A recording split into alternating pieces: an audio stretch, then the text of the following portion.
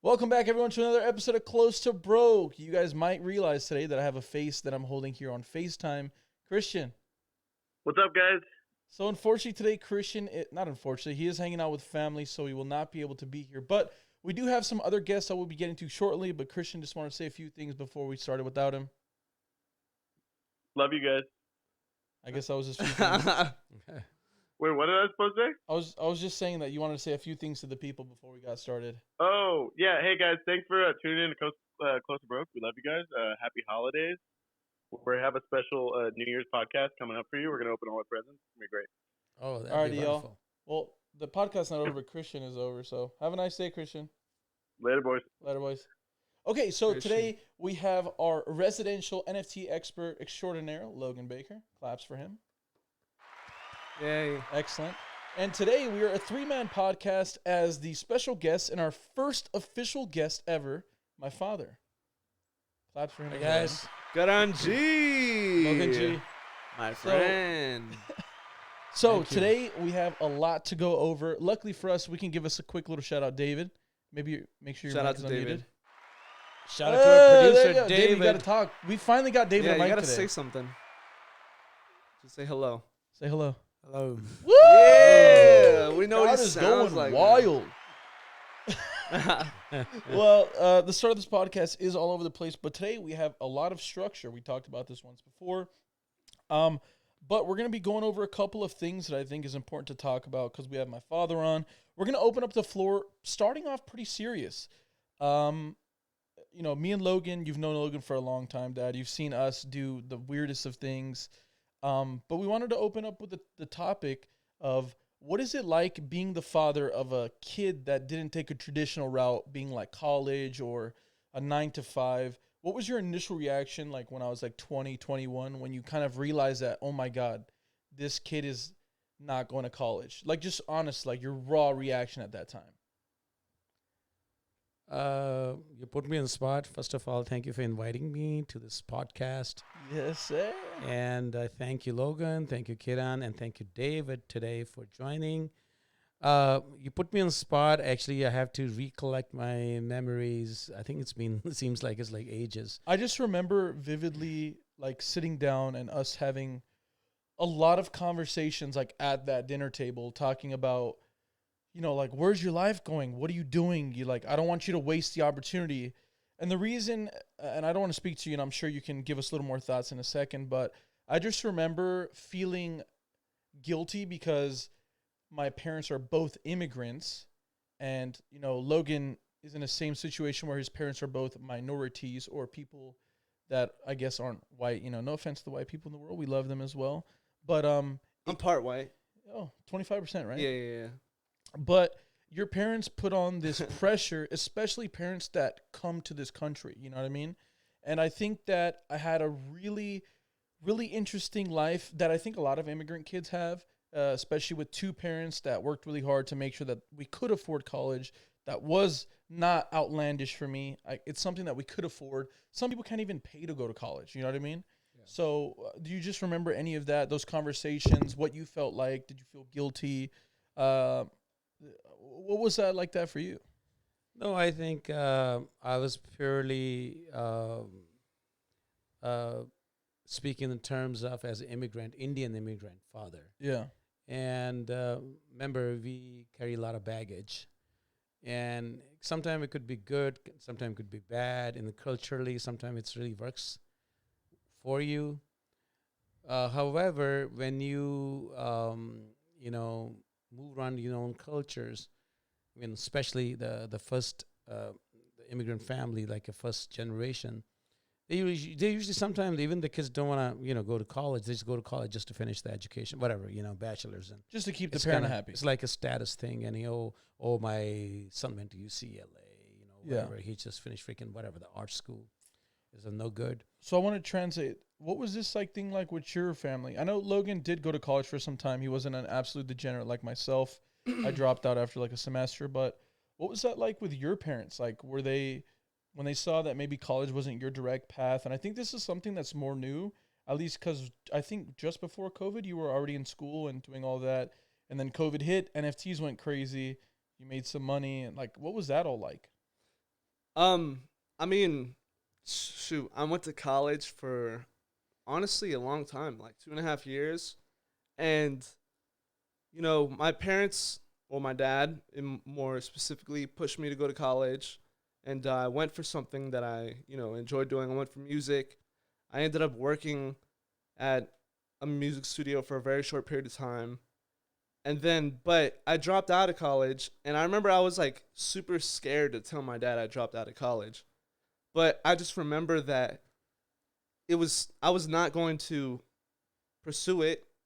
Like, I knew I wasn't going to put my 100% into it, so why make him keep paying for the college, And And I'm assuming it was expensive because you're in California. yeah, of course, college is expensive like almost anywhere you go, you know what I'm saying? Yeah. Especially California, and especially for like a music college. They're for profit, Then I just felt like I wasn't getting my money's worth, so I just left. When I worked at the studio, nobody asked me like, "Oh, did you go to college? Do you have your bachelor's degree?" They're like, "No, do you know how to work Pro Tools? Do you know how to record and mix a song?" Yeah. I'm like, Like, "Yeah." can you run a session? Yeah, And exactly. you already figured that out or whatever. Yeah, they're like, "Can you run a session?" I'm like, "Yeah." And then they put me to work, whatever. And that's when I realized I didn't need college, I guess. Then, COVID happened, and then I got, I would like to say lucky. I discovered NFTs early. Then I made a little bit of money, and now I'm pursuing a bunch of other things. But I was like, we were degenerate while I was in college. I lived here when I was in college. You guys were very Yeah. nice enough to welcome me into your home, and that's something I always appreciate, obviously. And you guys are my other family, Like, I'm here right now. Right now, it's like midnight. We're recording this podcast at your house at midnight. Yeah, You know what I'm saying? I just pulled up here 20 minutes ago from my mom's house, like from my other family's house, And, but like in college, I was still like very degenerate as well. And I think, my parents took notice to that. And I never really asked them if they were worried or anything, but we would fly to like Florida while I was in college just to go play poker. Like, we'd fly to Canada just to go play poker because we were underage. It's so I funny. remember. And I remember those times. I would like to say I was always a risk taker. I mean, no risk, no reward, Yeah. But Very fair. yeah, No gamble, no I'm pretty- future. my step grandma, my yaya, she really wants me to go back to college, and I don't think there's anything wrong with going back to college. Like, I'd like to go to some business classes, and learn, but I don't think. College is a resource, I think. I think the knowledge and the network you make in college outweighs the degree. I think my Absolutely. dad has always preached that, Yeah. where my dad always says that the network you can create in college is more powerful than the degree you're going to get. Absolutely. Yeah, I exactly. My dad has done a really good job. He didn't go to college in the States, but he's built a really great network, mostly through his personality, but he has built that network. And in our case, specifically me, I'm not good at going out and being social. And I think college would have done really good for me if I did something like that, because I would have Yeah. had to be social. But to tie this all back together, I feel like my dad's only scared to be like the bad guy, but I remember vividly just like how hard my parents were on me for like not going to college, and like they were like guilt tripping me, and it was all fair. It was just because they cared, and I think a lot of people can relate, either if you're the parent in this instance, or if they're the viewer that's watching this is the kid in this instance. There's just like there's going to come a time where you have a conversation with your kid that's uncomfortable. And I think my dad, although it took him many years to figure it out, like the fact that he even came around to it is like remarkable. Because like most people just don't have changes of mind. Like I don't change my mind on very many things. I'm sure you don't. My dad doesn't. You know what I mean? Especially as men, I think we have this like ego that draws us to holding our stance on spots. But I think all of this being said, like at the end of it, me and my dad butt heads so hard. We never got along with anything. And then one day he was like, I could either be a piece of shit dad and get mad at my son forever, or like it's flipped a switch where he's like, or I could be his number one fan, support him, and like he'll make mistakes, whatever, we'll figure it out. Yeah. And that happened. Yeah. And that happened like 2 or 3 years ago where it just clicked and my dad was like, let me try to relate. Let me try to figure this out so I could be a better dad. And I think that like really changed our relationship. And I think that it seems like you and your father have that relationship as well. Yeah, I think actually my dad, obviously he was when I told him I dropped out of college, I went into his office at his place of work. I went into his office, which is our family business. And I went in there and he could tell, like, I was nervous, and he was like, "What's up?" And I was like, I'm like I dropped out of college, and then like you could see like on his face like he saw a ghost or something, and I felt like in that moment I had disappointed him so much, and the first thing he said, he's like, "Well, you better go back and re-enroll in college," and I was like just explaining everything to him because at that time, I was working the job and I'm like, I'm already where I want to be at or where I could possibly be at when I'm finished with that school. And then, but now, he's just supportive of everything I do, just like you and him, like he asked me like when I was, doing NFTs and helping people build projects or whatever, he was always asking me like, "Oh, how are you doing today with this project? How are you doing today with that project?" And that made me really happy that he's not, pressuring me to do what, just to go and finish school. And like you said, having a change of mind, like at first, I didn't want to go to college. I kind of went just to go to, please my parents, my dad. Yeah. But now that I look back on it, I'm really grateful that he didn't make me go to college, but he pretty much made me go to college. But I'm very grateful because I met some really important people. I made great friendships and good connections that, some of those people have made me money, and one person leads to another, And I was actually just telling my cousins this over, in Oxnard. That's where they live. And I'm like, "Look, you guys, I know I sound like an old guy or your parents right now. I'm like, you guys should go to college for 1 year somewhere that's not here in Ventura County, or, like go to a different state, or, even LA, because it's much different. It's like, I love Oxnard, don't get me wrong, but a lot of people get stuck in Oxnard, And I think for people that are not from Oxnard, the example is like people just get used to their little cities. Yeah. This like little clique to their clique to Yeah. the grocery store they go to every fucking day, to the gas station that they fill up their car at. Like, I get what he's saying. Logan's giving an example where like you need a little bit of like shock, where you're dropped into a bucket as a fish, you're dropped into a bucket of a whole new experience where you have to adapt to your situation. I guess I'm jumping and queuing myself. No, go ahead. I was gonna say, you said like you live like such in a cocoon kind of thing, like some kind of balloon. Yeah. There you see same kind of people, we drive same kind of roads. Exactly. And was one of the reasons this trip we probably gonna talk later in the podcast that we took a trip to India. We took Chandani, and I think Chandani's my sister.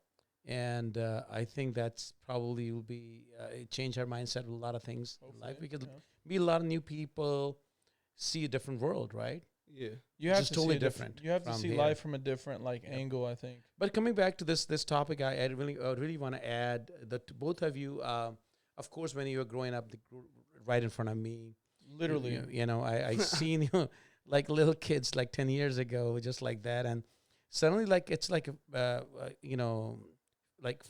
flick flash an eye, like a little bit. I see, oh my God, this is young men, and they're doing things, and they taking life in their own hands, and they trying to pursue something.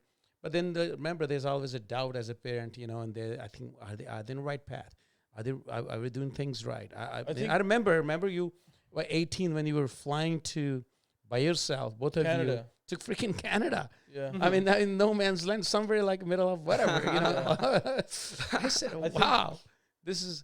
But then again, the good thing was probably was more kind of like, in a way, I felt a little comfortable because you both were together. Yeah. It might be a little bit harder for me if you went by yourself and things like that. And see, I said, these two young boys, at that time, a lot of these young boys are doing all kind of drugs. They're running after women and loud music and all that. Then I said, you know what? Probably they love something. I never heard poker in my whole life. I don't know anything about the cards. To this day, he still does not. I don't know nothing about but it. at least, However, he's sportive. However, I felt that you guys were passionate about playing poker, not necessarily making money, because that's really clicked my mind. I said, you know what? Remember, I told my father used to tell me, run after money run away from you, right? Away from you. Yeah. And you're running after passion, the money eventually will come to you anyway. Yeah. So and now at a point you guys talked about, I made this much money. Oh my God, I'm so sick. Like sad. Oh my God. Oh, why did it happen? Yeah. So there was something I felt, that I think they are onto something which I need to understand. So over the time, you both kind of taught me, and not generally, playing poker, right. but everything around poker, right? What does it do? The same with NFT and the other stuff you guys doing. So coming back to the same thing, like for example, still a lot of people ask me that, especially the trip This is what I'm most interested of by. So I feel like this episode is going to need for us to provide a lot of context to stuff. For maybe I'm babying or like hand holding to the subject, but it's kind of important to me that you guys understand the picture. Like coming from an immigrant family, specifically, I'm sure it's the same in a ton of different immigrant homes, but like specifically an Indian network, like everybody's kid is a dentist, a lawyer, a doctor, going to grad school, getting their master's, getting a PhD. So my dad is surrounded by 10 other couples, right? Where their whole kids are like this. Yeah. And my dad's sitting there with the one kid that is in fashion school and another kid that plays, like, what does he even say? Like, I guess he plays poker professionally. He might make YouTube videos, but he runs the restaurants. So it's like I had to preface all of that. So think about this, like I'm going to put this because my dad's friends, thank God, are really great. They're not like this, but for the most part, outside of his current group of friends, like let's just pick 10 random Indian people. He goes to a party and he sits down at a table and he doesn't know these people and everybody's talking about their kids. It's his turn. All of these judging faces are looking at him. He's like, yeah, my kid's a poker player. They're like, what the fuck is actually, going on? as a matter of So fact, what is that like? Like, what does that feel like? How do you introduce me? Okay, I'm curious. Like, how do you introduce me your son? It's so I'm a new friend. I'm like, hey, my kid is he's at UCLA, just finished his graduates or whatever. What does your son do? They get a little shocked first, but at the same time, as I speak with them, they get curious about it. See, that's the thing. When it's like you guys are unwrapped package, right? So, like for example, the packages come like they all look, this is like a clothing package. This is like some kind of stereo or like TV or whatever. Yeah. Everybody knows what is in there. However, this package sitting there, it has to unravel by itself. Somebody had to open it up. So let's see when I start the conversation about you guys. Let's, for example, I just throw them, hey, what do your son does? Oh, he's into a lot of things, entrepreneurial, but he's a content maker. That's the first thing I say. Nice. Okay, we like that. Okay, so and then the curiosity hit in right away. They said, content maker, because everybody in India right now is all very computer savvy, right? Yeah, yeah. And they very say, social media forward country. Very social media forward. They're all on Instagram. They're on Twitter and all that. So and then they get curious and they want to know more about you. Yeah. Now, especially this trip. And then I say he makes the content for YouTube. I said, well, what is it about? He's about one of the top poker company in the world. He's making content for them and things like that. They get a little more excited about it. See, the things is sometimes people want others to take risk and get excited about it rather than their own kids having those risks and get excited. I'm telling you, it's a truth. I kind of get what honestly. that means. Honestly, they said, "Oh my God, okay." His son somewhat successfully did it, and wow, it's amazing. Because going to college, of course, there's nothing. I'm all for college, right?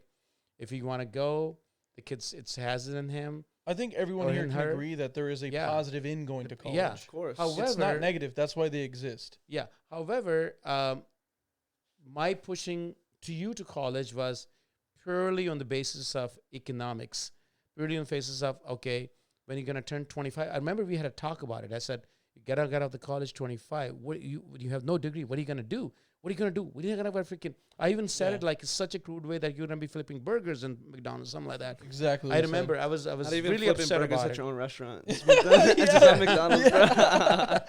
That is, dude, that's so funny. I do remember this actually. Now, You cannot name a cheeseburger. so I'm curious. So at what point did it kind of like flip for you? Where like, I think the one thing was the passion, the poker passion, not the money.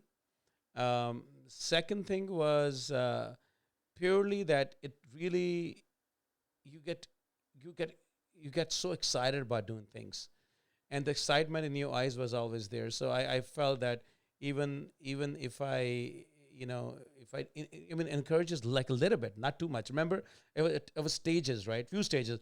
I was like, my dad always preached balance. like 5 notches, then the 10 notches, the 15 notches. Okay, yeah, but still, it's a gamble. Remember, Kiran? Remember, okay, you're doing good. Okay, yeah, but the thing is this. a couple so- things happened. I think. So shout out to my dad. Before I even like close to broke was a thing. Before close to broke was a thing, my dad did believe in me and he started supporting me. So that was before we even had 20,000 subscribers and like 2 million views on YouTube or whatever. Shout out to my own stats right there that I just knew that. But no, jokes aside, like even before that came, he was like already on train Kiran. Like, let's do this. Let's figure it out. But I think what flipped also, like you said, the passion. I just love making videos and content creation. But I was like really open with like my wins and losses. I'd be like, yo, I won this today. I lost this today. I think, but the wins come more frequent. Winning poker players win more That is a thing. That is a fact. You know, if you're a winning poker player, you don't win 1 out of every 3 times. I think you're winning 70, 80% of the time in a cash game if you're a profitable poker player in the cash game world. Tournaments are a little different, but specifically for cash games, I was very open, very honest, and I always was like, yeah, I did this today. I played over here today. I always was super honest and very upfront with everything that I was doing poker. And that's not saying that that's the perfect thing ever, because there's days where I lose $1,000, $2,000. I'm like, hey, dude, lost. And granted, he's never been judgmental about it, but he's like, "Ooh, that's kind of a big number." I'll tell you where the whole thing actually changed. I think Logan will second me on that. I think he'd probably tell you. I remember you coming to, coming after the trip to India, 2020 March 12 or 13. The first thing, even he was saying, he had some kind of plan in his head. I'm 100% sure about it. He had a plan. He didn't tell me though. He did have the plan. He did not tell me. And when he came in, the first thing, we just got off the plane. Where we go, got off the plane, we went to the dealership. Can you believe it? This is a crazy thing. This is the most craziest thing I'm going to tell you. Then I'll kind of explain it to you in more in detail about it. So here we go, because he was calling me from there. I will come to United States if I get the car and I get the motorcycle. No. The two things. Let's make sure. It was not that my dad was buying me this. Like, I want it now. No, we're Indian. I'm Indian, right? I'm half Latino as well. I'm very proud of that. But it's in our culture. It's very important that you get your parents' blessing. I could go buy the car. That wasn't the problem. But I needed the blessing. If I didn't get his blessing, I could not get it, because then I would get in trouble. No, but at that point, you didn't know bad karma. You didn't know about the finances at the time, the restaurant finances. You know how healthy my finances at that point were. Yeah. I think you somewhat knew about it, but not too much. So here we go. He wanted to come, and he wants to buy a $75,000 car right away the day he landed. And he just come from, and he spent like $20,000 in India, whatever, I don't know. No, I did not spend that much. I was staying in $3 hostels. India's cheap. Yeah, but I don't know how much you spent. He like found a 10, way to spend 3 $20,000 months? over there. I was there for 3 months, and I spent less than $5,000. Really? Okay, whatever.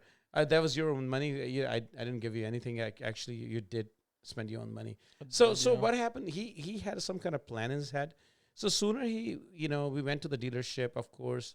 We bought the car, and then I was like, oh my God, where this money has to come. That's what he kept saying. He's like, bro, how are you going to make this car payment every month? It's like $1,000 car payment. I mean, of course, I'm looking at my finances, restaurant and this and that, all the overheads and all that, and then I think he knew that what he was embarking on, and he was pretty sure about it. And I remember that year that you took it seriously, because we had a talk. I said, if you want to play poker or you want to do whatever they make the content, just be sure that you're the best in there. And then you kind of, I think that's from there, it's kind of kicked off real well in that sense. Logan's done a really good job of keeping me accountable. Every day, Logan, as a friend, texts me and it's like, yo, this is what you should do with your channel. That's what you should do. Like, oh, hey, I saw this. This is a good idea. Or Logan's just really supportive, man. I have a really great network of friends that push me. They're like, dude, you're killing it. Dude, you're 170 episodes in. That's crazy. I can't believe you stuck to it. Most of my life, it's consisted of me picking a hobby and like giving up 3 weeks into it. Yeah. And like I'm 2 years into making Closer Bro content. And like it's because, yeah, don't get me wrong, dude. I'm at the point in my life where I don't find poker that exhilarating anymore. I don't play for the fun or the enjoyment. I'm playing because obviously I want to make money. But yeah, I've talked about this a ton on my own channel. But yeah, poker's just a weird world where if you're winning, somebody's losing. And I think a lot about that. And maybe I shouldn't, or maybe that's why I'm not a killer, absolute superstar making 7 figures a year playing poker. But I think about that a lot. And I really enjoy making content. That's what I really enjoy doing. I love doing content. I love building community. I love like the streaming side of when I do my stuff. And I've had a great network of individuals that have really pushed me in that. But yeah, this is getting weird. I feel like I'm talking a lot about myself. So I have another question. My dad recently, I don't mean to put you on the spot here, but you recently got veneers. And I've been very adamant about you getting them, and I love them. They're really sick. Like, Yeah, they look great. Like good. What is that? What was that whole process like? How much was it? That's my question. Close to 15 grand. It is That's actually 15 grand. Yeah, but he got like a super deal. deal. But he got like a super deal. Yeah. It's one of his friends. Remember we talked about building the network? Yeah. That's the freaking massive thing. Friends. Help him out. Yeah. Friends like that give you good big discount, my friend. I'm What trying to get like? some veneers in my life. That'd be sick. Hell yeah. You should recommend My dad knows a guy that knows a guy. Yeah. For real. No, but there's a good. Actually, it really worked out in time because I went to India with these new teeth. I mean, there's a new smile, and I think it's always the picture came out really good. I think that ever since you got veneers, like you smile way more. Oh yeah. I feel like you get more confident. Yeah, that's true. I think, like a lot of women put on the makeup and provides some confidence there, or they get whatever surgeries that they get. And us as men, I think, have obviously our bodies to worry about, but I think like teeth and hair are something that as men we're always conscious about. Yeah. And I feel like, not that you had like awful teeth before, but I feel like now you're confident in your smile. Yeah. But what was that process like? Like how long was It was really quick. I mean, not quick. I mean, it's 3 seating, but every sitting is like 4 or 5 hours, so it was okay. The main was thing it like was painful? to get it done. Did you have pain medicine? It has pain medicine. It was a little bit uncomfortable, but it's okay. It's at the end of the day. And now I have to brush more because I still kind of getting used to it. Yeah. I had to floss more, but that's because I had a lot of gaps. Now I don't have gaps, so I need to kind of floss more. Oh yeah. But it's good. I recommend that. I recommend that. Yeah, that's one. Yeah, for me, like I said, I think it's provided a bunch of confidence to you, and I think that you're like if you can afford, if you have like extra income to do these kind of things, I think that there's no reason not to. I think there should be no shame, and you should never shame a man for getting a hair transplant. You should never shame a man or a woman for that matter. Yeah. I think women, it's a little more accepted. I think for men, it's like, oh, you're bald, fuck it, you're bald, shave it off. It's like, no, that's not fair. If you're proud and you think you look more attractive with hair, get a hair transplant, get a hairpiece. Who cares? I'm not here to judge, and I think that society slowly turns to that. But I think that there is a little bit of a stigma. Men, alpha, you're bald, just get muscles. Like, get a nice smile, get a nice hairline. That's true. I think I'm getting hot. It's a little hot. Can you turn on the little wind thing, David? Shout out to David. It's a little hot, but my jacket looks too good. I'm not taking it off. Take a break. No, we can't take a break. No break. It's a live podcast. Not live, but it's continuous, my friend. Okay. Okay. What do you mean take a break? Take the sweater off or no? I mean, if you want to, you can take it off on the camera. Yeah, can you put it on? Do you not have no shirt under there? No, I do have a shirt. Oh, yeah. I don't know. My friend, we're in your house. I don't know. I don't. God, that air thing feels great. I don't wear a lot of shirts under my sweaters sometimes when I'm at my house, especially hoodies. Yeah. Thank you, Dan. Thank you. But I think, like you said, like you shouldn't judge a man for getting a hair transplant or like plastic surgery, even for that matter, because at the end of the day, it's your money, it's your body, it's your life. Who cares what other people think? I think that was Like- perfectly. Yeah. Like I actually, I went to, like last week or whenever, I had my hair like rainbow, you know, and then I went to the barbershop, and my barber's like, "Oh, you're like your hair is really colorful. You're not worried about like all the dudes are gonna think you're gay." And I'm like, first of all, there ain't nothing wrong with being gay, but second of all, I'm like, isn't it gay to worry about what another dude is doing with their own body? I'm like, I like my hair. I'm like, the ladies like my hair. And you're confident in yourself. Yeah, and I'm confident guys. in myself, and I can rock it. You know what I'm saying? I'm like, isn't it kind of gay for you to worry about what I'm doing with my hair? But, you know. Man, talking about this, the gay thing. I mean, honestly, in India, I guess it's changed. Yeah? I'm gonna give you the shocking. That was the one of the shocking. They're more Should I? They're discuss more. that? They're They're more more accepting. accepting or Yes, not? yes. I'm gonna give the shocking story. I mean, should we do it right now? Yeah, I mean, Okay. we're very open. Okay, so podcast here. two incidents, and I was really and it was how accepting those people were around. I didn't see anybody had making faces or anything like that, or they picking on the person or stuff like that. Okay.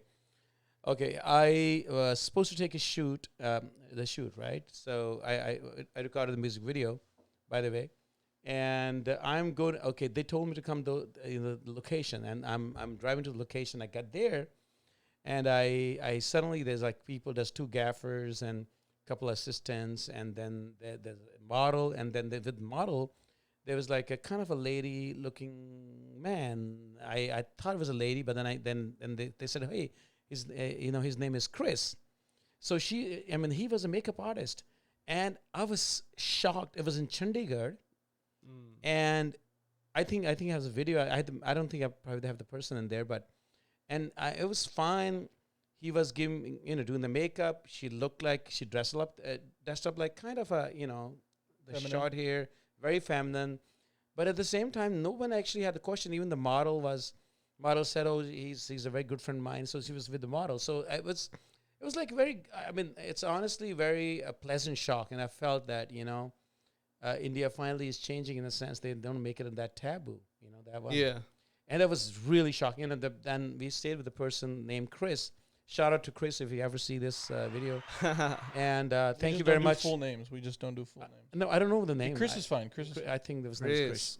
So Shout out to Chris. Shout So out to he Chris. he makeup. He did makeup on me and a little bit of Nice. whatever. She did the Nice. little touch ups every time. Okay, the second story goes. There's the last leg of the trip. We were in Delhi, and we met up another young man.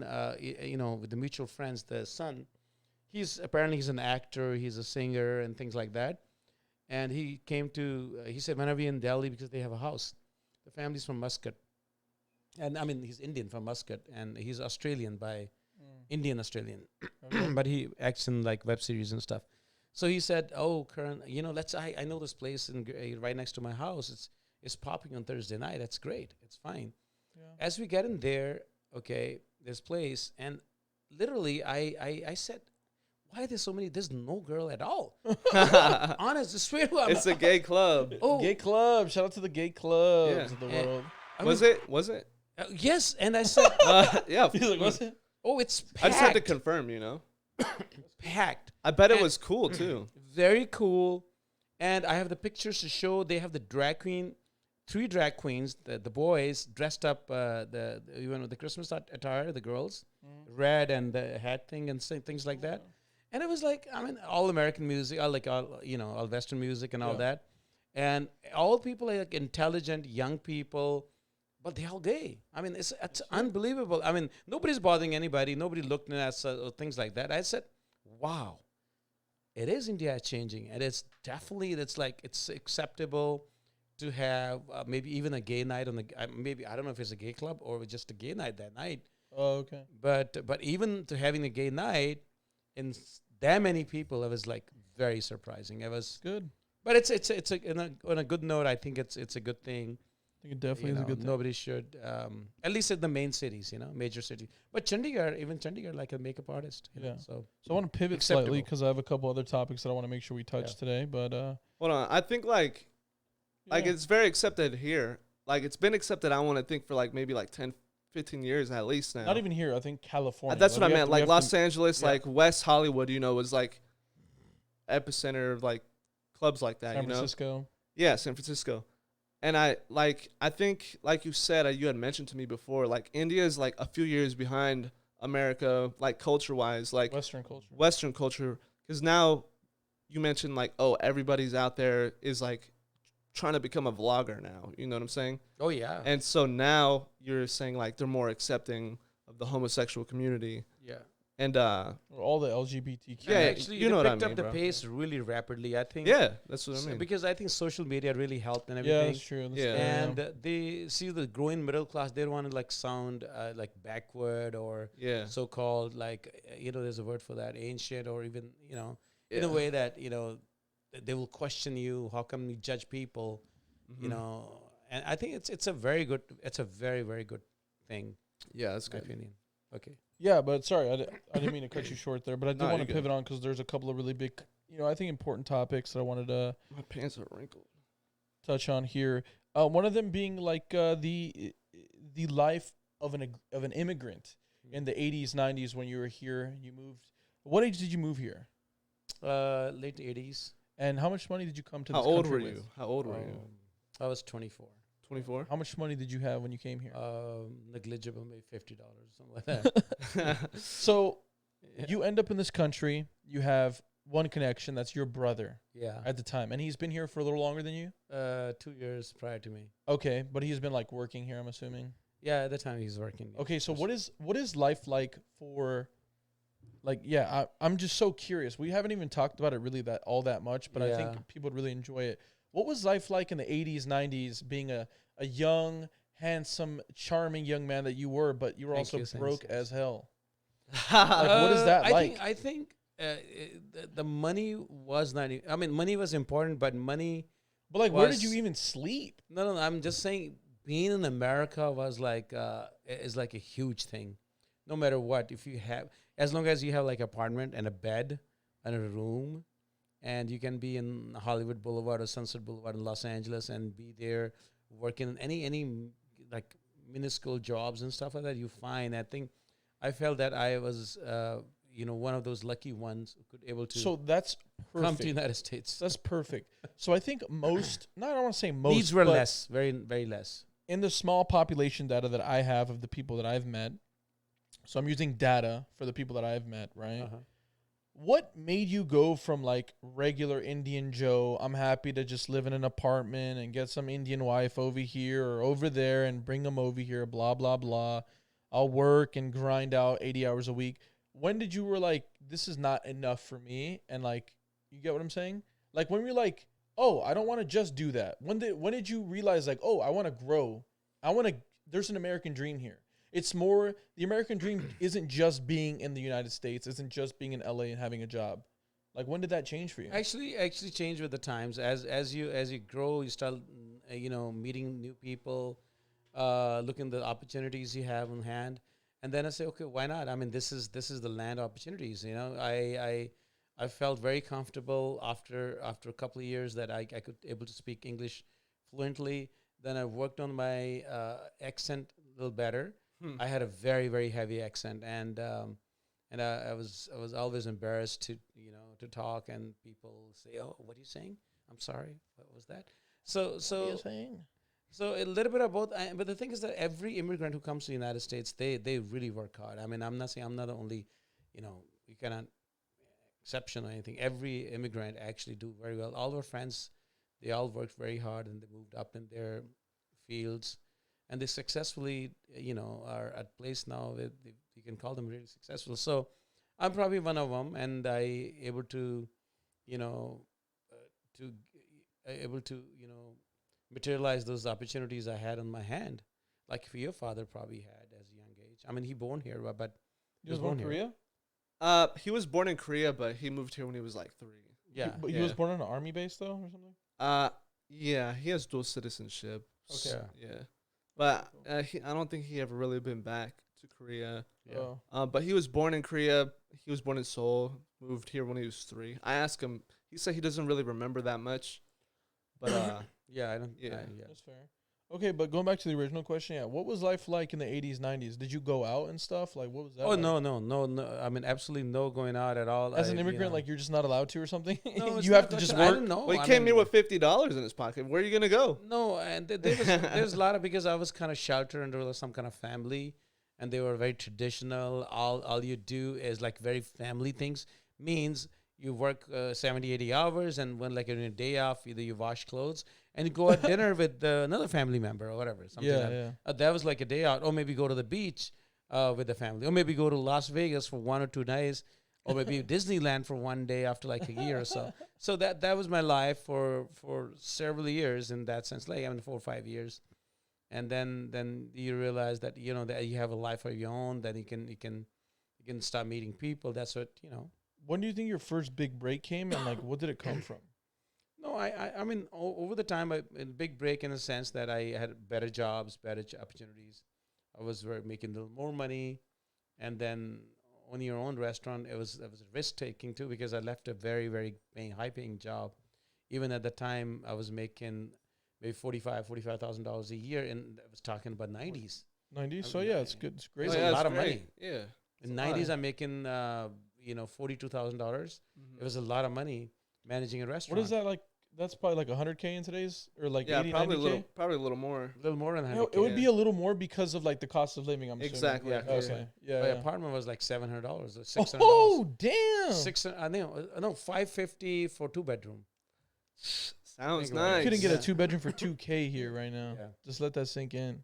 Yeah. So then yeah, that would be like 115K, 110K then. So doing that thing, and that's again, remember you told me the risk taking, or that was a risk taking, having Yeah, of course. having your own thing. So You mentioned briefly that so you went from that and then you went and you started your own restaurant originally down in San Gabriel Valley, actually, and you maxed out all your credit cards because everything. you couldn't get loans, Mhm. right, or something like that. I didn't know there was some kind of loan for the businesses and stuff like that. We didn't know that, and I was not equipped with a lot of knowledge on that. So I mean, there was a different times. It's like nobody and- taught you Yeah. any of this stuff. I still at the time, I think. You're like- Yeah. Even the cash versus credit card was still maybe 50-50, or maybe 60% still cash, 40% credit cards, So But you maxed out your credit cards, Yeah. like to buy the hood of the fucking buying the stove. things, buy the things, and Like you didn't get a whatever. loan. Like you really gambled on yourself. Absolutely gambled, And all of that happened. He gambled on himself, and then, from what I understand, and you can fill in the story where I mess it up, but the city ended up taking possession or deciding Yeah. to sell Mhm. the property in which his restaurant Wow. was at, like a year into it, and he was like shit out of luck. He had like nowhere to go. He just spent all of his money and was like, all the way up in debt in a restaurant that didn't exist anymore. Yeah, it's a learning. Like it lets you guys learn. You make mistakes. You don't read. But that's you not even know, a mistake. in- That's just bad luck. No, because That the was thing is, crazy. the guy that gave us a lease, the lease was like that. Oh, was thankful that he gave us a lease, but lease said it. They can just kick you at any time for 30-day notice. Yeah. But I So- guess it's just hard to know that. Well, you learn, like I said, but there was even thankful to have a restaurant because it was a built restaurant. Yeah. It's Yeah. giving it to us on nothing. We just renting it, and we can just do whatever. But I think that's kind of worked out fine, and then became like a community kind of like outcry. There's a lot of people who were leasing the spot. They went to the city. Our whole story came in the newspaper, Pasadena Star News. And then the city didn't want to have a bad name, so Alhambra City, came up with kind of settlement with everyone. They Oh, gave us a nice. little bit of money, so Just okay, enough to get to just the to next get place. to the next level. Yeah, They gave us like that's so funny. $48,000, so we Wow. can able to rent out the new place. So there was, That's so pretty learn as crazy. you go. Was this before or after you owned a Quiznos? Oh, Oh way no, before. way before. Way it's before? It's before Kiran was born. Actually, it's Oh, years wow, wow, 1995. Yeah. Is this where And- this is from? No, this thing. Yeah, no, yeah. that's No, my. this is from India. Oh, it's from from My India. grandfather put it at the house. Yeah. Over Oh, there. wow. So we brought it here. The Nice. sign up here that you guys can see. Yeah. Okay, so you go from there. You get your little 42,000 or whatever. You get your 40K, and how did you end up over here in like Pasadena? Like, what happened? So the lady saw our story because Lady being like the property manager. the property manager said we just got out of the thing. We were just okay. We got the money. What are we gonna do? we have to find another place who will be like as good as what we had. Did you know for sure, like, I have to go to another restaurant? I can never work for somebody else. Was that an option? No, we always wanted to open a restaurant. We were so excited Okay. that that was the first step. We already had the baby, we was crawling, but it was almost standing up, and suddenly Your leg broke. leg broke. And then the lady saw us. He said, hey, I talked to Sunny Reina and the phone, because they put the phone in there. They say, oh, I have the restaurant for you. You want to come and look at it? We went right away and we saw the place. I said, oh my God, yeah, definitely we want to do that. Yeah, I feel like what you said, like, oh, is it a restaurant, or like, do you have to open the restaurant, or could you work with someone else? I feel like obviously there's going to be obstacles in your way. Nothing is going to come that easy. And something like what my dad said, like, if it comes that easy, then it's not worth keeping or not worth having, And so I think it's not that he couldn't go work for somebody else, but I think that was his goal. You know what I'm saying? And if you also have a taste of that self-employed life. Yeah, exactly. But if that's your goal, you're going to try everything in your power to reach that goal. That's absolutely. And you did, my friend. That's absolutely. I apply on both of you, because I see you're young, you guys are dynamic, and and on top of you, not like average that American kid, and they're like because I have a lot of my friends, they kind of like they do what they do. They have like paved path, right? Yeah. And it's easy to go on a paved path, and they'll be successful, and they don't have to work extra hard. However, you guys can make your own destinations. There's not one only. There's several one, and they're different direction, and they can be all good.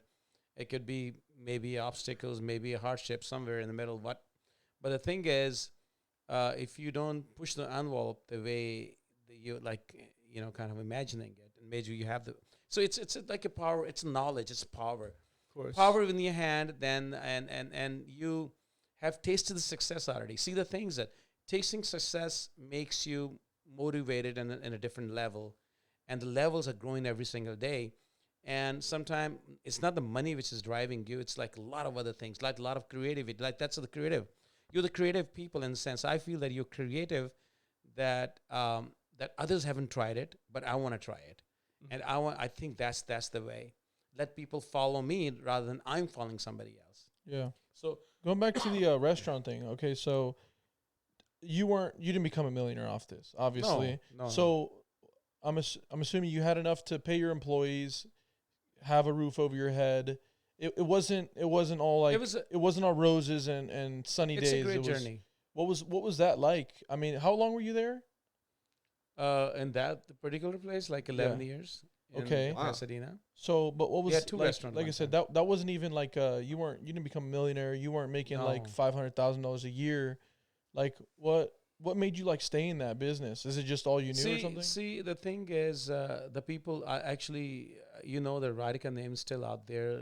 People know even in West Hollywood. Sometimes we talk about it. Mm-hmm. So it's just the brand we built over the year.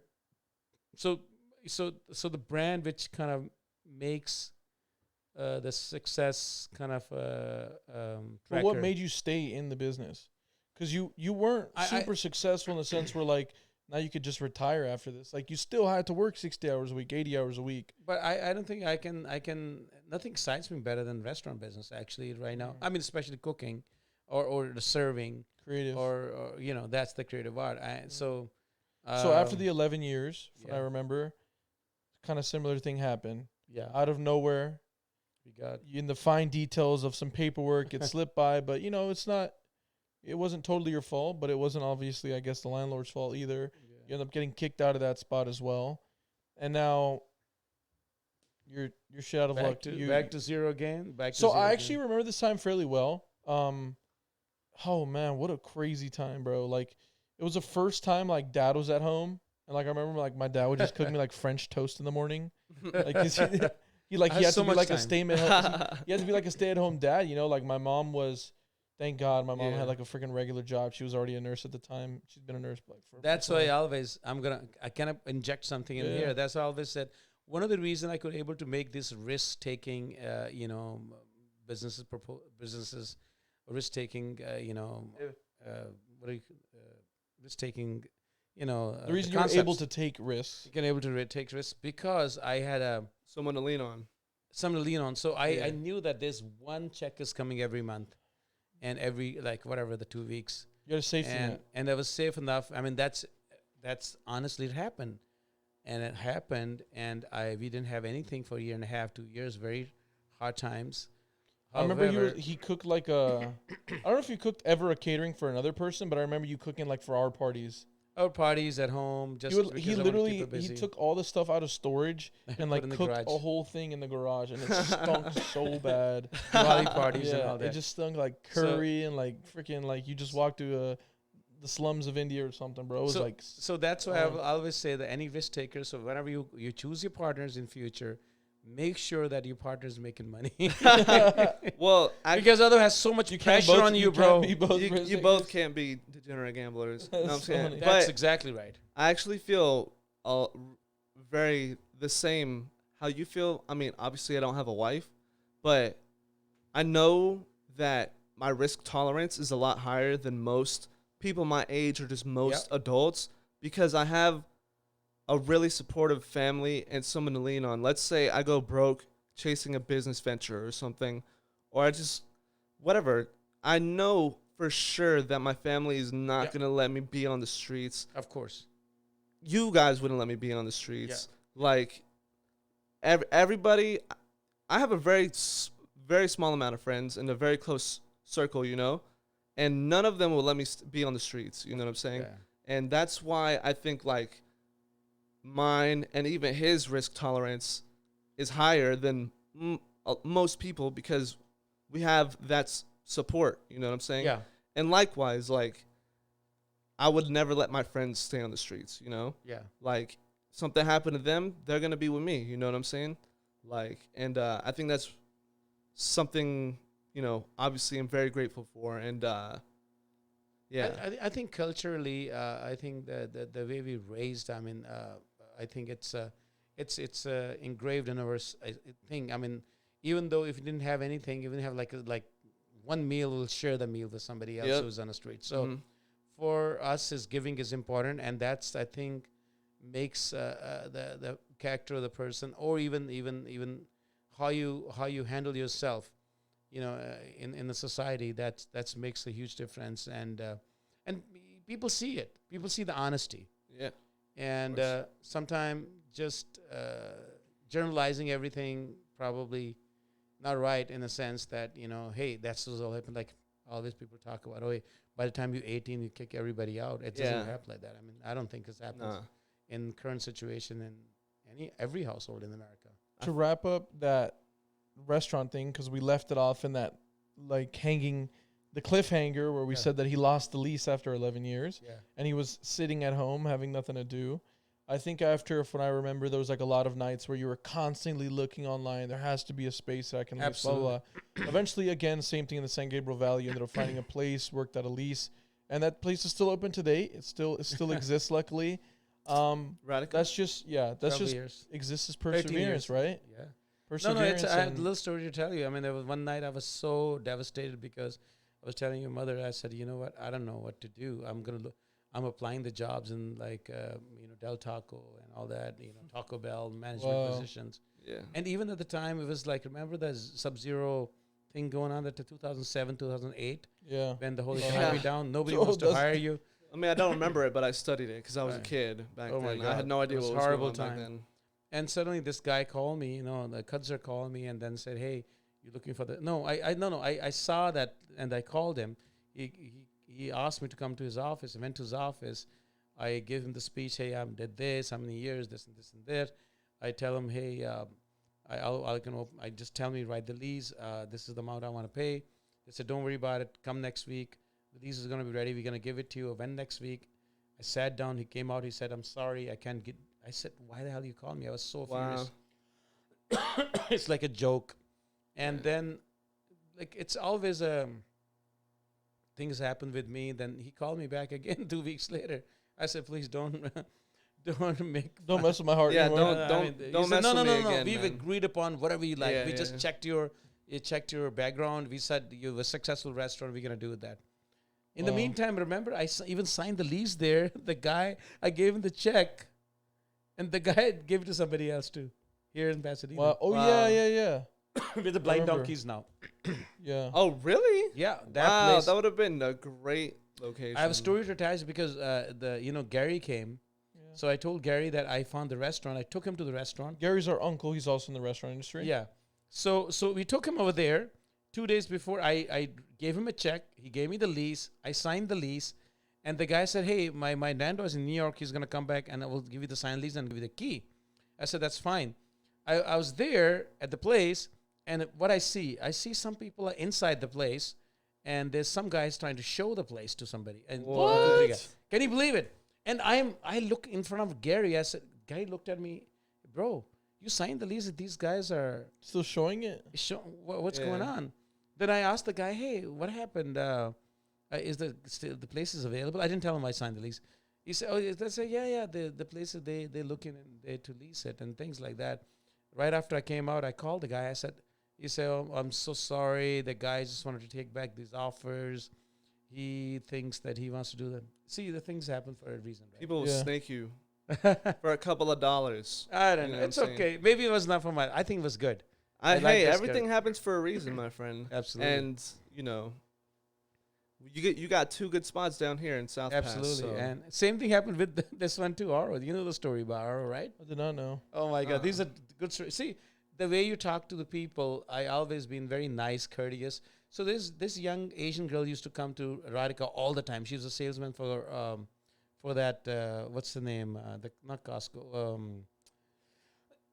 What's the big company? Oh my Walmart, God. Sam's Club. No. Yeah, something like that. Like beverages? No. Everything. Whatever the together. case, she's a saleswoman. Okay. And I would never buy. I mean, she would sit down, and sometimes I ask, we have some dinner, we can have some lunch. She said, no. She would keep persisting on me. I said, I cannot buy from you because I don't have big space to put stuff in there. I have a small little restaurant, and also I didn't want to, stuck to some Yeah. company. I wanted to go to Restaurant Depot. And one fine day, Oh, like Cisco. Cisco. Oh, So Cisco yeah, saleswoman. okay, Okay. yeah, No, this Cisco. makes sense. So one fine day she walked in and she said, hey, Karan, do you know that restaurant closed over there? I said, where? This is a bakery, right? The bakery. Oh, there. where it is Yeah. right now. I said, oh, there's any sign there? I said, no sign there. Don't say the addresses and stuff, please. Yeah, of course. So I just said, oh my God, this place is like, this is it. That's 2013. And to surprise, I find out that you got to. So I asked somebody who owned this building. Somebody told me, hey, there's a manager's there. Why don't you go to the manager's office? I went to manager's office. So that's what's her name? Felipe's wife. Yeah. So she used to manage. God, Yeah. her soul. Rest in peace. Rest in peace. Yeah. And she came out and she said, hey, I know you. You're the Indian restaurant. I've been there. I said, yeah. I said, ma'am, I wanted to open the restaurant there. She said, hold on. Let me tell you. She brought Felipe came out. As Felipe said, Wow. he said, hey, bro, I can tell you one thing. I have the card. Just call this guy. That's Mr. O'Habe's. That was Mr. O'Habe's Oh. number. So I called Mr. O'Habe without having the sign in there. He never responded. I called him again. I left a message. Then he didn't respond. One day they put the sign up already. Yeah. And then he's called me and say, hey, Mr. Rena, I ate over there. I liked your food. I said, sir, I want to open a restaurant. I want Mexican. Oh, yeah, okay. Why don't you come to my office? Sign is still there. So I went to his office. He prepared the lease. I within one day, I wanted to prepare the lease. I think I missed one day. There was another guy who was even better, cooked, more money or whatever. Yeah. He wanted to open a Mexican restaurant too. But by the time I signed the lease. So things happen for a reason. Yeah. And I think we can say Mr. O'Habe, who's the landlord of that Great guy. restaurant. There was probably our best landlord ever. Yeah, He's Mr. Habe is amazing. Very, guy. yeah, shout Shout out to him. And out to Felipe Abe. for giving me the reference. Yeah, Felipe the plug. I didn't know that story. That's a Can good you believe story. it? It's an amazing story, right? Yeah. So Didn't know these that. kind of things are happening with me. So I that's why I say you never know what you're gonna meet. Yeah. The kind of business are you in? With you, we are very open about, very honest about a lot of things. You never know what's gonna happen. So just keep pushing the envelope, keep meeting with people, keep talking to what you guys do, And I honestly, if we both of you actually take a trip to India, and to see things on your own, I think um, just see what the opportunities are there, because like all the top 100 companies are, Western country. I mean, from America are there. They have like thousands of employees there. It means there's money there. So I don't know. I need to go to India because I need to find me an Indian wife. Well, yeah. Oh, that's For sure, plenty of them. 100%. Yeah. Plenty of Maybe them. we can find you some of our family actually. That's even Yeah, better. There we go. Hook me up. There we Okay, go. that's good. You gotta have something good going on though. A couple other things I wanted to touch on, gentlemen, is India versus America. So, dad, sister, mom all just went to India for about a month. They just came back yesterday, actually, so they're still probably a little jet lagged, and dad's a little under the weather. But Yeah. India versus America, what are some like staggering differences that I think maybe our audience wouldn't realize? That is like outside of the simple stuff, like there's slums. It's like all the things that maybe they know. What are some small things or things that are like massive culture shock, even for you who hasn't been there in like 5 years?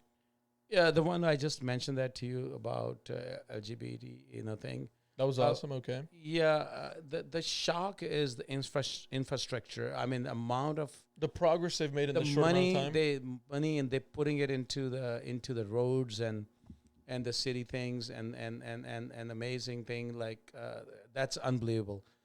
However, their problem is population. There's so many people in India. Yeah. That's the problem. Not enough housing. Not enough housing, or houses Not are enough. not. I think affordable.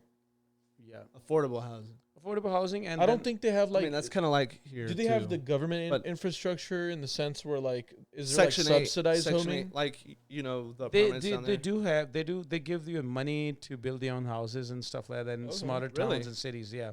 Oh. So one thing for sure, I had one driver with me, the last leg of the trip. He filled me up a lot of things. He told me, which was very pleasant shock, that he said, "Paji, no one in India now go, to sleep, hungry. That's for sure." He said, What? "There's no one." He said, "Now is the country has changed." He told me the small guy, the rickshaw puller, right, the rickshaw guy, he makes at least about 1,500 rupees a day. I mean, which is about, I would say, what is $200? about $20 a day. $20, yeah. So it's a decent amount of money to live on. Where when you have you can buy a meal for $1. Yeah. Way less than that. You can buy a meal for like 40 cents, 20 Yeah, cents. yeah. Crazy. But I mean, Street like food is. decent food, $1, $2 or whatever. Yeah. So in that sense, it's a good thing. But one positive things, the English speaking Indians are now more and more in smaller towns too.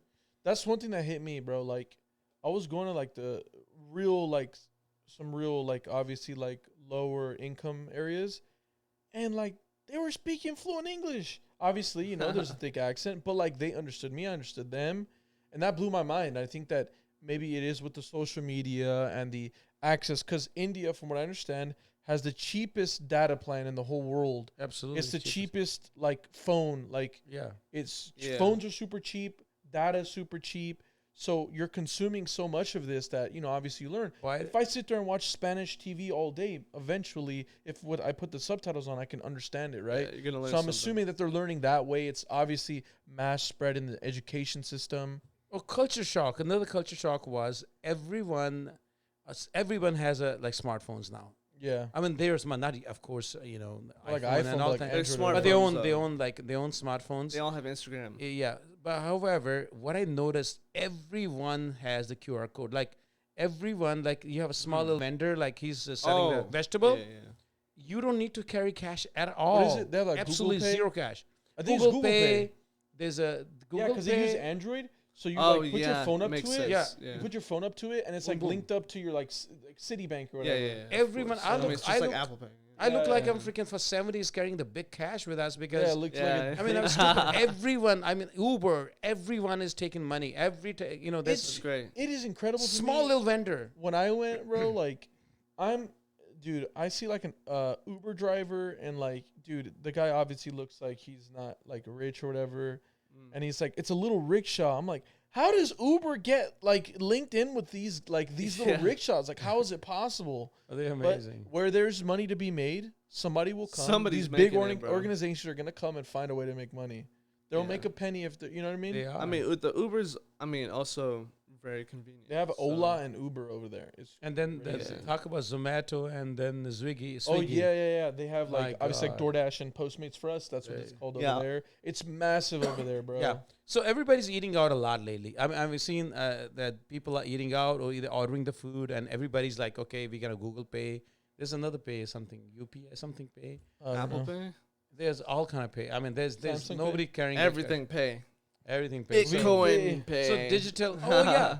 About I think digital. Cash thing- App. Say that into your mic. Shout out Come to Dude Derek. has a mic. Come on, you can say Cash App.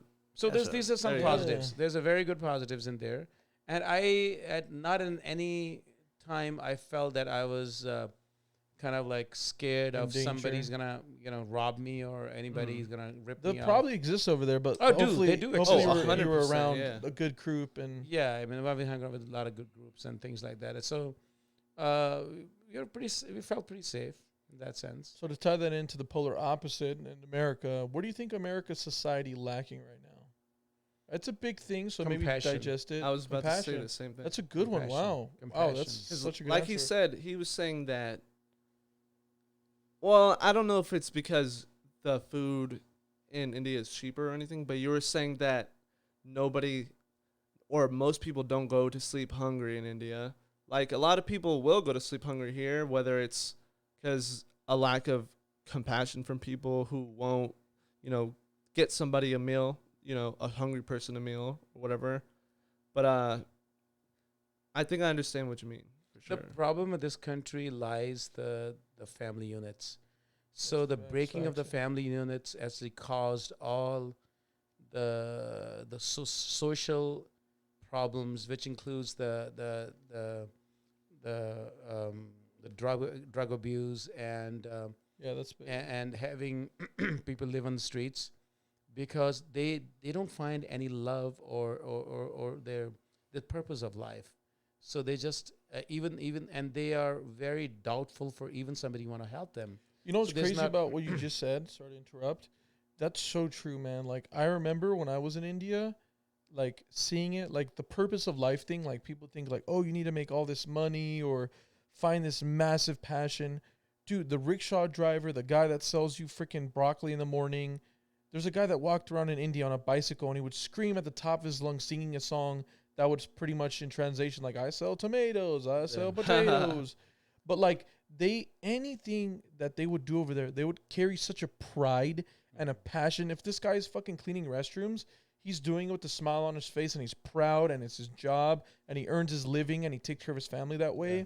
Like I think that pride and that passion and that enjoyment of life is really, really nixed Yeah. here in I'll America give you another because of society and our social media use. Like there still is a stigma in being a professional poker player. Like I never enter a room and say like, hey, I play. I mean, one, because I don't. But if I did, I wouldn't be like, hey, I'm a poker player. Like you have to beat around the bush. Like, oh, I'm an entrepreneur. Oh, I make I YouTube don't like videos. I don't like saying how there's much a money.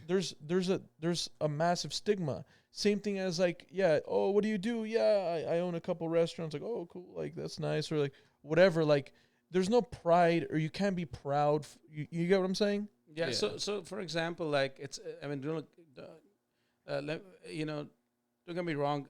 They have massive issues in India as well. There are a lot of the issues about the cleanliness, hygiene. Of course, the housing, the public road system, and all that. I mean, they have the healthcare healthcare and stuff. situation. Yeah. However, what makes the country actually going in a sense because the people. amount of let's for example, I mean I've seen all kind of cars over there. I mean amazing brand new cars, Mercedes, BMW, Porsche, Audis everywhere. So there's a guy driving the Audi, which is a lot of my friends we were traveling in, and there's a kid, small little kid, like 12-year-old kid, have like a stuff in his back. He's probably helping Yeah. his father and taking this to some store, and he's happily doing it.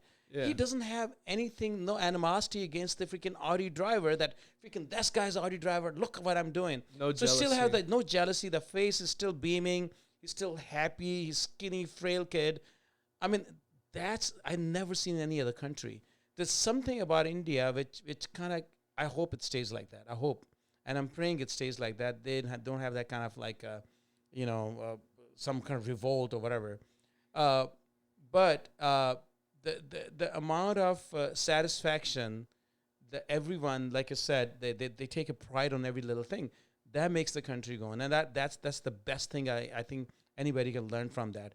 And then that's what touch upon why I didn't want to share my political ideas, but I just want to say that I was very liberal in a sense. I feel I'm still liberal in a sense, but I'm for the unit. I'm for the family, and somehow that this new globalization kind of thing, or me, or who this, who that, it's just spoiling the whole thing of regardless of if you wanna what religion you wanna follow, but family unit, it's must for a larger society, for the beneficial, because if you don't have a lump in between, the people, on your own kids, own family members, brothers, sisters, or cousins, and all that, then I think that the break point comes, and like nobody's gonna pull you. I mean, people say, "Well, who cares? He's just like that." I think They judge you. There's nothing wrong with divorce, though.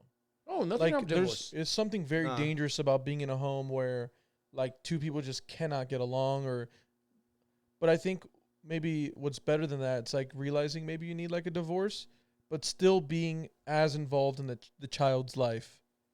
Cordial. When the parents split, I think the trouble becomes is that like the kid is left in this horrible spot where they always have to choose between the mom or the dad, which is really, really, really sad. Yeah. Especially at a young age, it's really unfair to the child.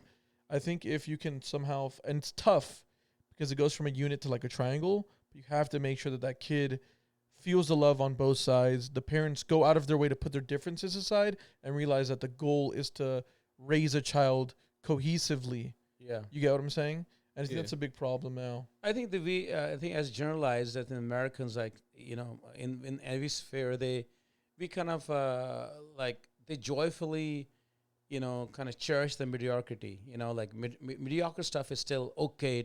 If it didn't do that, that's fine. That's fine. But because they don't have like a drive to work things out.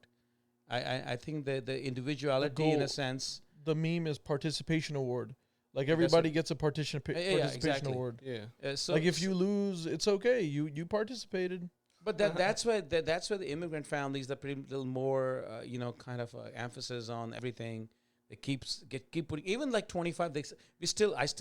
I mean, Kiran is 26 years old. And I still push him. I mean, do this, do that. I mean, obviously he's a young kid. He don't want to be, but it's a part of the what do you call it? Culture thing. And I'm sure you don't mind. And I'm sure, Logan, you don't mind if your parents are saying things to you. Probably do the same exact thing. No, of course not. Yeah. So it's what do you mean? They probably do the same thing. Like they're pushing you, like, hey, Oh this, yeah, that, of course. blah, blah. Yeah, always. It's Especially my yaya. She's always pushing me to do stuff. Yeah, that's good. Except make cookies together. Yeah, she. Yeah. I'm glad that I mean a lot of these families are like that. I mean, not only us, if in the sense, but the I mean, it's a growing the growing problems in LA right now. Especially you touch upon how many people are like in the streets now. It's crazy, It's man. unbelievable. It's A lot. really People growing. joke about it, like, "Oh yeah, you go to LA, there's homeless people." Like, It's bro, literally you guys a have whole no idea. You guys have literally, you have to come out here, drive down Skid Row, come out here, drive down freaking East Hollywood, Anywhere. East LA. 5 miles from You here go in right Manhattan. here. You go down the street. There'll be someone without a houseless person. Yeah. Yeah, but I'm saying just to see go under any highway underpass on the 110. There's a tent. There's multiple tents, not Yeah. a tent. Yeah, Now you it's know- like 6, 7, 8, 9. It's crazy. See It's the- crazy. See, it's America is all about political correctness, right? And then it just becoming these politicians are so damn, they just want sweet talks, but nobody wants the solution. But the solutions lies within the ourself in the society. As a journalist, the whole society has to work up, had to think, in sync with a lot of problems. And then I'm not going to choose, like, we haven't seen the same problem in Texas or even Arizona to some extent, the states we visited. They're probably doing something, which California is not doing, which is really sad to see, though. Okay, you wanna know what happens? I want to know, really. So, some cities like New York, Arizona, whatever, Washington, Portland, a lot of them, Portland, Oregon, maybe. yeah, a lot of. This is gonna sound crazy, but this happens. They give the houseless people, homeless people, a one-way ticket to California. Yeah. It's what they do, seriously. And because it's warmer over here, the people are nicer because they have more money. I think there's a thing where like I feel like an idiot if I'm wrong, but maybe I heard this and it's bad news. So do your own research.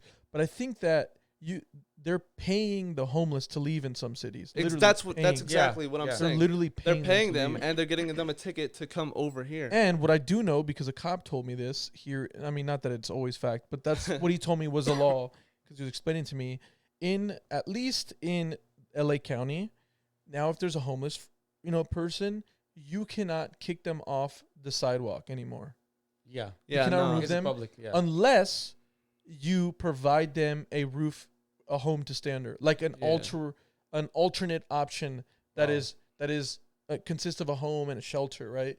So but who's gonna do that? What cop is gonna go spend 5 hours out of their day to like kick this dude out and then take him to the homeless shelter? Yeah, make sure that he's situated, sign all that paperwork, and then get out. It's not realistic. That's why it's a weird thing. It's a weird thing. Yeah, it's a sad situation. But that's why there's more houseless people out here. I think the weather thing is probably the biggest thing, right? The weather thing, too. Dude, imagine being, like, freaking homeless in, like, North Dakota. It's, like, minus 20 over there right now, and it's 6 feet of snow. It's just absolute disaster.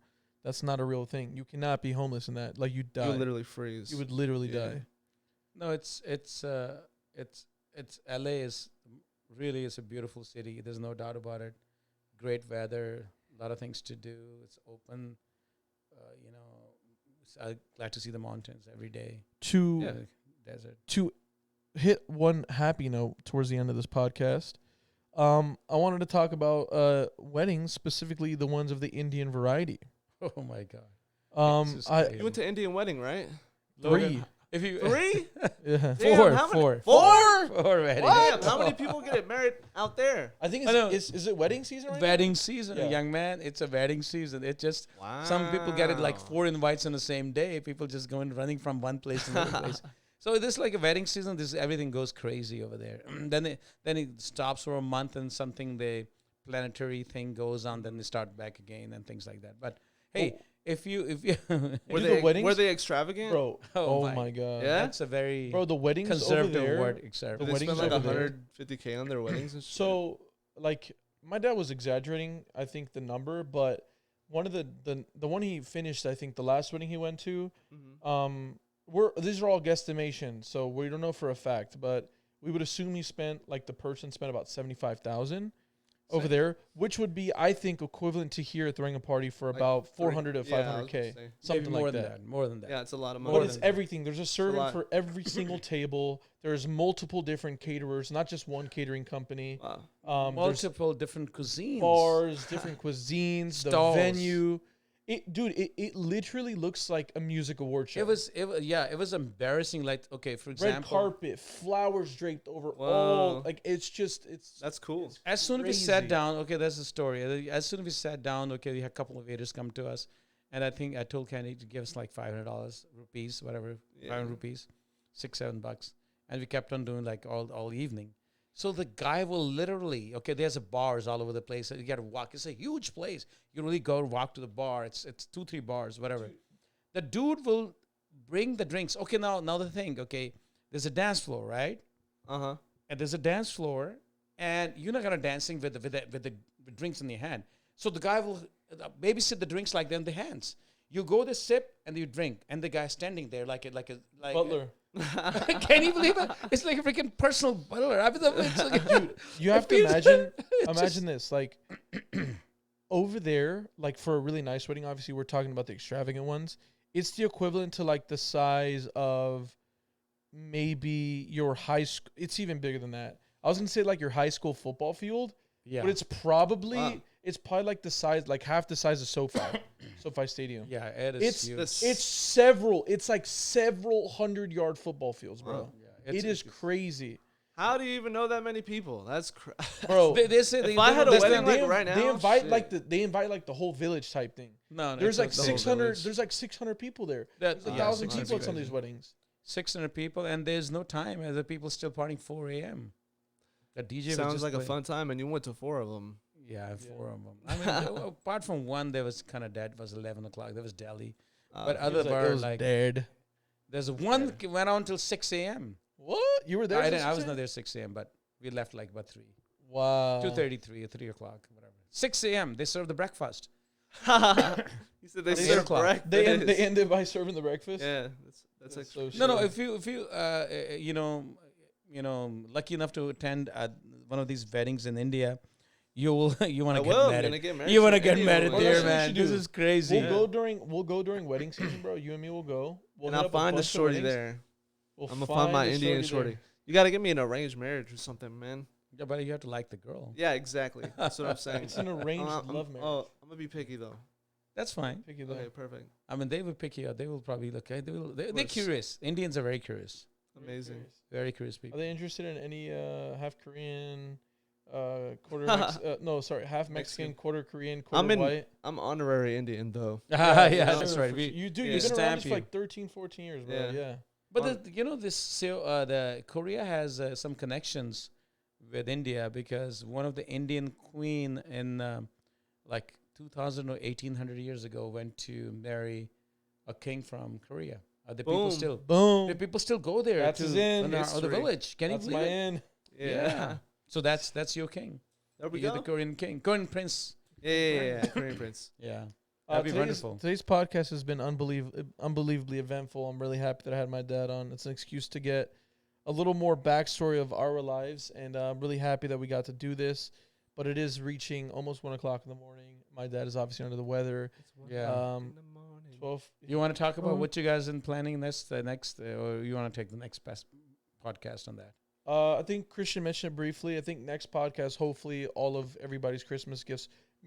I had my Christmas gift. I was responsible. I got my Christmas gifts early for my team. I But got Christmas gift. We'll do the Christmas gift unboxing, I think, next episode, and that'll wrap up the whole holiday season. Yeah. And then hopefully within the next 4 or 5 episodes, we'll try to get down to that. We're going to do 2 things over this course. We'll do a live podcast, which we've talked about, which will be live on the Close to Broke YouTube channel, the poker channel. I should do that. Yeah. And then we'll also do hopefully we'll do a cabin, Big Bear, something like that where we get out and try to get out of this room that you guys are so accustomed to seeing. So even if that means us going down the street to like a park or something and taking out the camera, maybe that works. But the park. something. I want us to Anytime. like get out of this room and try to do something. Okay. But with Alright. all that being said, that'll bring today's podcast to a close. So wherever you guys are watching this, whether it's on the podcast formats, either if that's Amazon Podcast, Spotify, Or the YouTube. Apple, or as you guys know, the YouTube, where we highly recommend you guys watch our podcast, is here on the YouTube channel because you guys can see all of our facial expressions, as dumb or as funny as they look. I appreciate everybody for coming through. Thank you to Logan who made the effort. He's Thank you, Logan. Thank you, Thank David. you for having me. shout out to David the As producer. always, I'm always Yeah. here. What do you mean? I'm Shout out always here. to my father for making the effort, even a little Thank under you. the weather, to hang out here. Yeah. And like us, right? you have to like He it. said, "Thank you for Comments. Lot of comments. Thank you for coming here all the way to your own house, the very next bedroom over." You have to walk a whole 3 steps. You had to walk a whole 5 steps over here. By the way, you seriously thinking of going to India, or you just saying? we're gonna go. Me, of course. Okay, I just want to make sure. Yeah. We'll go. I mean, they're gonna. They won't. No, nobody's gonna hurt me there, right? No, Then perfect. Dude, Yeah. you know this guy, dude. You'll be Yeah, fine. I know. I know. No, I'm no, this honorary guy- Indian, bro. Yeah, the You know- connections, bro. You're gonna Yeah, be, the you're gonna be treated like connections, a bro. Why do you sound like a mafia guy? No, bro. We got the connections, bro. Ara, bro. Eddie, That's Armenian. I know. Uh, that was the whole joke. Eddie, get it. bro. Okay, so wherever you guys are watching this, we appreciate it. Stay happy, stay healthy. More importantly, we're going to the tables, y'all. I'll see you guys next week. Can I quick? Yeah, Oh, yeah, sorry, go sorry, ahead. sorry, guys, sorry. Okay, tell me, my music is gonna come. My single is gonna be Oh yeah. coming Yeah, out, yeah. You have to plug it. Yeah, plug your stuff. and I want to plug in, right? Look at this And camera oh, okay. and tell them. Karan Raina single. My first single is coming out. I just recorded in India. We shot in India. What's it called? It's gonna be called Zindagi Mein. We'll leave Zindagi the Mein, links in the wherever life. you guys watch this. I'll leave the links down below. Link in So the bio. hopefully, can I plug in the next podcast? Yeah, That yeah, we'll let them know. Always. At the end of the podcast, yeah. Thank you. It's gonna be good. It's gonna be really good. Thank That's you it. very Close much. today's show. Thank you guys all so much for watching. And David, thank you everyone that was here. We'll see you guys on the next one. And until then, peace. Bye bye.